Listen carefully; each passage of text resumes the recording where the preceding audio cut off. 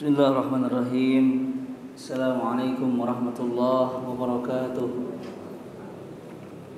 Innal hamdalillah nahmaduhu wa nasta'inuhu wa nastaghfiruh wa natubu ilaihi wa na'udzu billahi min shururi anfusina wa sayyiati a'malina. May yahdihillahu fala mudilla lahu wa may yudlil fala hadiya lahu. Asyhadu an la ilaha illallah wahdahu la syarika lahu wa asyhadu anna Muhammadan abduhu wa rasuluhu la nabiyya wa la rasulahu ba'dah.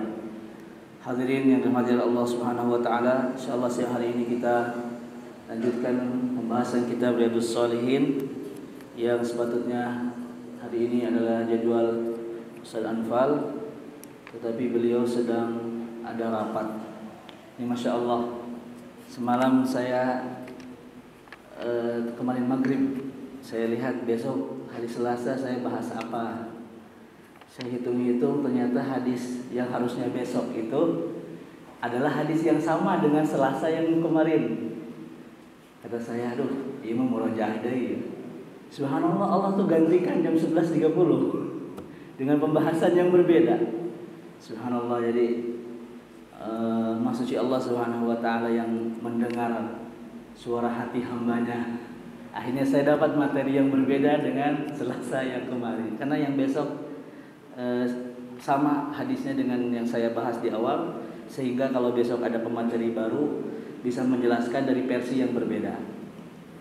Untuk hadis yang saat ini adalah hadis yang diriwayatkan oleh Abu Hurairah, wa anhu anna imra'atan sauda kanat taqummul masjid aw syaban ففقدها أو فقده رسول الله صلى الله عليه وسلم فسأل عنها أو عنه فقالوا مات قال أفلا كنتم آذنتموني فكأنهم صغروا أمرها أو أمره فقال دلني على قبره فدلوه فصلى عليه ثم قال إن هذه القبور مملوءة ظلمة على أهلها وإن الله تعالى ينورها لهم bisolati alaihim, muttafaqun alaih. Hadis ini membahas tentang kisah yang ma'ruf yang kita ketahui tentang seorang wanita yang pekerjaannya adalah membersihkan masjid. Seorang wanita yang meninggal di masa Nabi sallallahu alaihi wasallam. Dalam hadis ini dikatakan seorang wanita, annamra'atan sauda, wanita hitam. Kata-kata hitam ini selalu terulang dalam bab orang-orang lemah. Karena memang kulit hitam itu terkadang menjadi sesuatu yang merasa, aduh saya mau kulitnya hidung. Padahal hidung itu cantik. Di Afrika sana wanita tercantik itu hidung. Betul tidak? Bahkan ada seorang laki-laki bule di Amerika, dia berselingkuh dengan wanita hitam karena istrinya putih, dan banyak yang suka sama yang hitam itu, ya. Dan ini terulang kembali. Annamra'atan sauda, perempuan hitam, bukan berarti warna hitam itu tidak disukai. Kanat taqummul masjid, ia pekerjaannya adalah membersihkan masjid. Taqummu artinya orang yang biasa mengambil kotoran, karena masjid di zaman dulu tidak seperti sekarang terbuka, terkadang ada binatang masuk, kemudian buang air di dalam masjid. Dan wanita ini tukang apa? Tukang ngambil kotoran-kotoran yang ada di dalam masjid. Tetapi rawi mengatakan ausyaban. Ada yang mengatakan bahwasanya dia bukanlah perempuan, tetapi laki-laki. Jadi riwayatnya ada dua. Riwayat yang pertama adalah perempuan tukang bersihkan masjid. Riwayat yang kedua adalah laki-laki tukang bersihkan masjid. Tetapi yang rajih wallahu a'lam ini adalah perempuan. Karena apa? Karena ausyaban biasanya itu syak dari rawi. Rawi itu ragu ini laki-laki apa perempuan. Tapi yang ma'ruf kisahnya siapa? Seorang perempuan tukang membersihkan masjid. Perempuan tersebut tidak nampak di hadapan Nabi sallallahu alaihi wasallam. Fasa'ala anha, akhirnya Nabi berkata, mana yang biasa bersih-bersih, ibu-ibu yang biasa bersih-bersih itu. Kemudian para sahabat mengatakan, mat, ia sudah meninggal. Qala, kata Nabi, afala adantumuni, kenapa kalian tidak kasih tahu saya kalau wanita itu meninggal? Faka'annahum saggaru amraha, seakan-akan para sahabat ini tidak perlu untuk mengabarkan kepada Nabi karena dia bukan siapa-siapa. Tetapi Nabi menganggap orang ini tinggi kedudukannya. Sehingga apa yang dilakukan oleh Nabi SAW? Faqala dulluni ala qabrihi. Tunjukkan saya di mana kuburan wanita tersebut. Fadalluhu, akhirnya mereka pun menunjukkan bahwa perempuan tersebut dikuburkan di tempat ini. Fasalla alaihi, Nabi pun mensolati wanita itu di mana? Di kuburan. Tsumma qala inna hadhihi al-qubura mamlu'atun zulmatan ala qabriha. Kemudian Nabi setelah mensolatkan wanita itu mengatakan, sesungguhnya kuburan ini penuh dengan kezaliman, penuh dengan cobaan, penuh dengan huru-hara karena orang yang dikuburkan. Dan ketika dia masuk ke dalam kubur, barulah kita tahu dalam kubur itu ada fitnatul qabri, ada azab, ada nikmat, ada soal, ada himpitan tanah, ada macam-macam.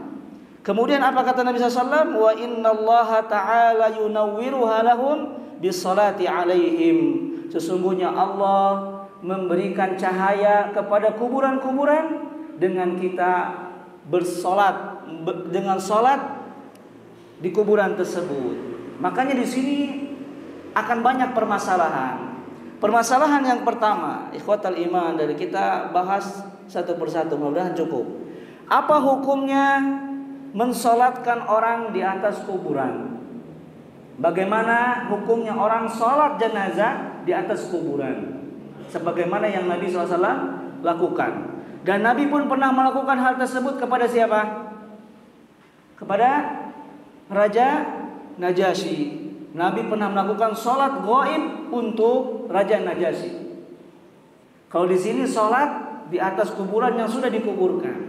Yang pertama, sholat yang dilakukan oleh Nabi SAW kepada Raja Najasyi yang diambil oleh para ulama, alasannya adalah karena Nabi SAW ingin memberikan kekhususan kepada Najasyi, karena banyak pertolongan yang diberikan kepada Islam melalui raja tersebut.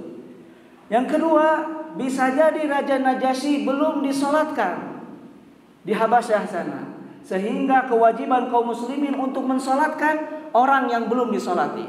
Contoh misalnya, ada orang kawan kita meninggal di Garut. Apakah kita boleh sholat gaib di Al-Matub? Maka tidak boleh jika sudah disolatkan di sana. Paham? Jadi kita tidak ada kewajiban untuk mensolatkan gaib di sini, karena mayatnya sudah di mana? Di Garut. Dan di Garut ada kaum muslimin yang mensolatkan jenazah tersebut. Tetapi jika seandainya kita punya teman namanya si John, orang Kanada, belah wetan, bebaturan Islam. Si John itu tahu dia Islamnya sendirian di Kanada sana. Kemudian datanglah kabar bahwasanya si John ini meninggal, dan kita tahu bahwa mungkin tidak ada orang yang menyolatkan si John karena tilelep misalnya, tenggelam dia. Harus tidak kita mensalatkan? Gaib silahkan, karena kita memiliki keyakinan ataupun tahu bahwa dia tidak ada yang mensolatkan. Sekarang yang disolat di kuburan, solat di kuburan ini yang dilakukan oleh Nabi SAW bisa jadi adalah kekhususan untuk wanita ini. Jadi jangan sampai kita semua ayeuna datang ke kuburan, doa abah baheula can disolatan, dan saya can lahir ayeuna disolatan. Tidak boleh. Karena itu sudah berlalu. Bisa jadi sholat di sini artinya doa. Bagaimana mendoakan orang di kuburan? Boleh kita datang ke kuburan, kemudian mendoakan orang di kuburan. Boleh tidak? Boleh. Yang tidak boleh adalah meminta doa dari orang yang ada di kuburan. Mendoakan orang yang di kuburan itu harus, karena di dalam kuburan bisa jadi orang ini sedang diberikan azab oleh Allah Subhanahu Wa Taala, banyak dosanya. Maka ya Allah ya Rahman, ampuni dosa-dosa kakek saya dulu, dia tukang naon misalnya. Ya Allah, mudahkan hisabnya, mudahkan. Boleh. Jangan begini datang ke kuburan, Mbah. Punten enjing teh abdi bade nikah ya. Iya mah sesuganan we. Curhat karena kuburan, itu tidak boleh. Pangadoakeun, gak bisa orang sudah meninggal mendoakan kita. Dia butuh kepada doa kita, bukan kita minta doa dia. Jadi jangan salah pemahaman. Oh, oh kuburan itu banyak di dalamnya huru-hara, maka sholatlah di kuburan. Hanya banyak orang yang membangun kuburan, di sampingnya ada musola. Siapa yang sholat di situ hajatnya terpenuhi, itu diantara termasuk kesyirikan kepada Allah Subhanahu Wa Taala, karena tidak boleh kita sholat menghadap ke kuburan, ya, itu tidak diperbolehkan. Kemudian yang kedua, ikhwatal iman, azani Allah wa iyyakum. Permasalahan yang kedua adalah hadis ini Nabi SAW bertanya di siang hari, ada kemungkinan wanita ini dikuburkannya malam. Ada hadis Nabi SAW dalam riwayat Ahmad, nah Nabi SAW melarang, ya, melarang apa? Untuk menguburkan mayat di malam hari. Apa hukumnya menguburkan mayat di malam hari? Dalam riwayat Ahmad dikatakan tidak diperbolehkan orang menguburkan mayat di malam hari. Tetapi dalam riwayat Muslim juga demikian, Nabi SAW mengatakan Nabi melarang laki-laki untuk menguburkan jenazah di malam hari sampai ia disolatkan. Hadis riwayat Ahmad kedudukannya munkarul hadis, ada rawinya munkarul hadis alias dhaif. Hadis Muslim sahih. Tetapi kasusnya wanita ini kuburnya kapan?